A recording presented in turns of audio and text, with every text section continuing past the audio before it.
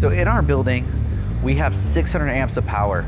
We actually, for our compressors, we had to, we rent our neighbor's unit next to us, and that's where our power's hooked up for our compressors, because those things are 200 amps a piece. But we only have 600 amps.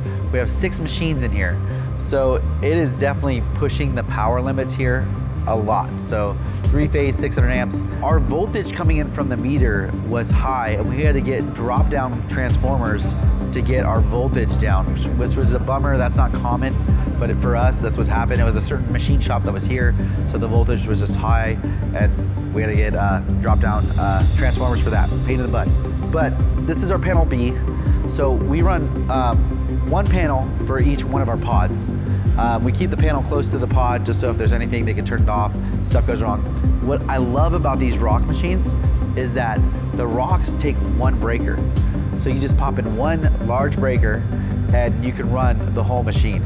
That's something that we really like about the ROQs. Now with M&Rs, you have the breaker to the machine, and then every flash is another breaker. So we'll actually film our drop downs over here on our M&R machines. Let's go check this out. This panel over here for our M&R machines is filled with breakers, because every flash has a breaker, every machine has a breaker. It is filled.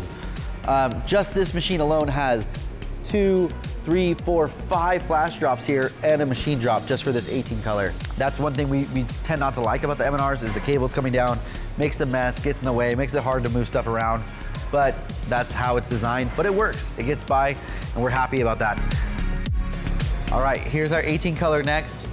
One nice electrical tube down, straight there. It's one cool thing about the ROQs we like about it. Not a bunch of drops, very clean, and it makes the flashes moving them very easily because you just move them right here. We've ran up to, I believe, 4 flashes on this. I don't think we've ever hooked up more, and never had an issue. Like the features, the controls right there in the panel, nice. I would love to hear your guys' opinion on your shop setups, how you guys did the electrical. One thing that we did here is we do our best to offset all our flashes because we don't have too much amps here and not enough power. We offset our flashes from when they flash. We put different delays on them, so then we're not pushing all that power at once. That's one thing we do. Another thing we do is in a pod of 3 machines, we only run 2 machines at a time, so we're not over pushing that panel. If we run 3 machines on that, we will most likely, our panel can't take all that because there's too much flashes, too much power going into one panel. These are some of the things that we did here, the tips and tricks to make it work with our electrical. Electrical is one of those things you often get into a building that doesn't have enough power for printing.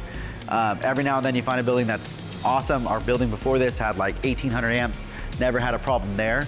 But other than that building in my history of printing, every building was low on power for us. So we always had to do these little things to make it work. So tell me what you guys did. This is what we did. Share your thoughts and have a good day.